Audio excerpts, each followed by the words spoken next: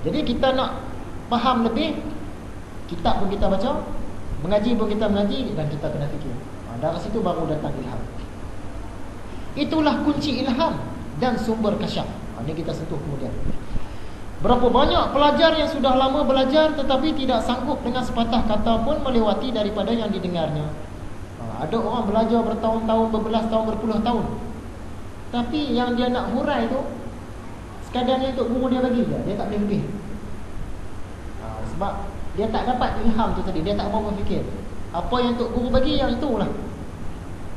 Ada pula orang, dan berapa banyak pelajar memilih yang penting saja dalam pelajarannya, menyempurnakan amal dan muraqabah hati yang dibukakan Allah kepadanya ilmu hikmah yang halus-halus, yang menghairankan orang-orang yang bermata hati. Ada pula orang, dia belajar ni dia pilih-pilih mana yang penting, mana yang kurang penting dia tepi-tepikan dulu. Lepas itu dia banyak fikir. Dia dapat ilmu lebih lagi daripada orang yang duk belajar bertahun-tahun tu tadi. Sebab tu tok guru mengajar, kadang-kadang kita boleh saring. Kalau kita ada sikit ilmu, kita boleh saring untuk guru. Kita dengar tok guru tu mengajar dah 3 kali kan, kita faham tok guru ni dia mengajar apa yang dia dapat daripada tok guru dia dulu, yang tu lah. Dia tak ada tambah-tambah, tak ada canai dah. Dia cuma sampaikan, lama-lama kita akan boring. Sebab dia sampaikan apa yang tok guru dia beritahu. Tapi ada setengah tok guru, kita pergi kuliah dia kan, dia bawa tu benda-benda yang dia canai baru. Yang tok guru dia ajar pun dia bawa, tapi dia canai baru. Maksud dia tu kreatif.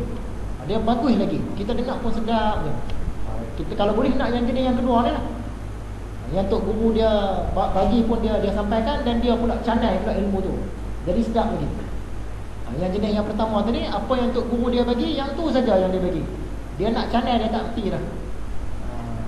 Jadi Imam Ghazali nak cerita, jenis yang kedua tu dia tu banyak berfikir dan dia dapat ilham.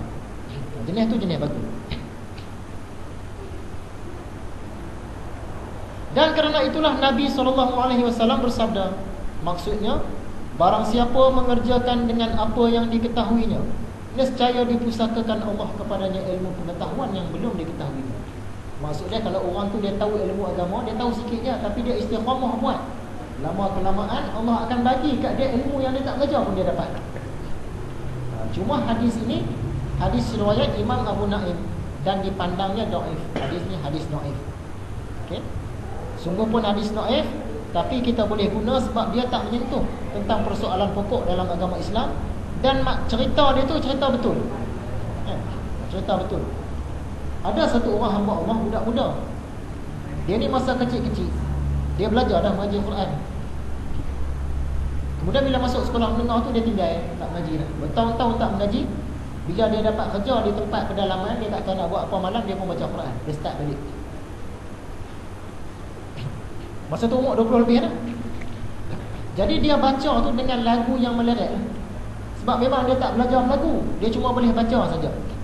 Macam budak-budak kita baca kan. Alhamdulillahirabbil alamin, Ar-Rahmanir-Rahim, Maliki Yaumiddin. Leret mendata juga, tak ada lagu. Tapi dia tiap-tiap malam baca.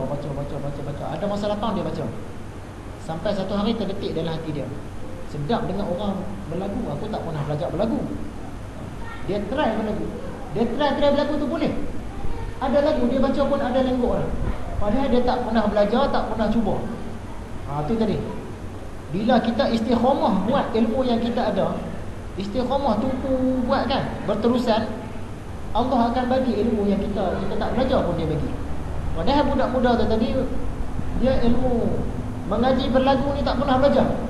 Dia baca meleret macam tu lah.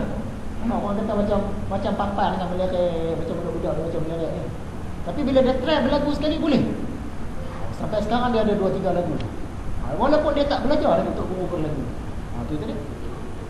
Yang tu ilham ni. Ilham. Tapi bukan maksud dia ni tok wali dah. Ilham ni cerita dia. Kita semua ni ada ilham. Dapat ilham, dapat laduni. Tapi kita dapat tu sikit-sikit.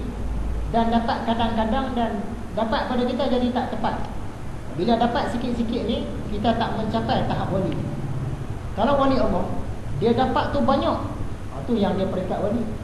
Kalau nak kata semua orang dapat ilham, semua orang dapat ilmu laduni, tapi kita tak mencapai tahap wali sebab kita dapat tu sikit sangat. Sama macam kita kata orang gila. Kita semua ni ada gila, tapi gila kita tu sikit, mental. Salah satu bukti dia time kita marah. Bila kita marah kita lupa. Kita ada lupa sikit. Maksudnya masa tu kita gila, tapi gila kita ni sikit. Bila gila tu sikit, orang tak kata kita ni orang gila. Orang yang dia gila tu banyak. Gila dia banyak, baru kita sebut dia tu gila. Sebab gila dia banyak. Jadi ada takat dia. Jadi sungguh pun kita ni dapat ilmu ilham, dapat laduni juga, tapi kita tak sampai satu takat yang wali Allah. Kita duduk bawah-bawah aja. Yang wali Allah tu tadi dia dapat banyak, sampai takat tu kita dia tu wali tu. Jadi kita tak sampai. Kalau nak kira dapat tak ilmu laduni, semua orang dapat. Dapat tak ilham, semua orang dapat. Cuma kita dapat sikit.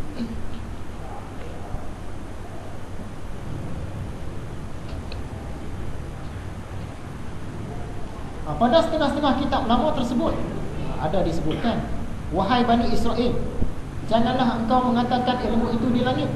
Siapakah yang menurunkannya ke bumi? Janganlah kamu mengatakan ilmu itu dalam perut bumi. Siapakah yang mengeluarkannya ke atas bumi? Dan jangan kamu mengatakan ilmu itu di seberang laut. Siapa yang bawanya ke sini? Jadi ilmu itu dijadikan dalam hatimu. Beradablah di hadapanku dengan adab rohaniwan. Berbudi pekertilah kepada aku dengan budi pekerti siddiqin, orang-orang yang benar. Nescaya aku lahirkan ilmu itu ke dalam hatimu, sehingga menutupkan kamu dengan kebaikan dan kelebihan ilmu. Imam Ghazali nak cerita, ilmu ni dia tercetus di hati. Dia bukan ada jauh-jauh pun. Ilmu ni ada tercetus di hati.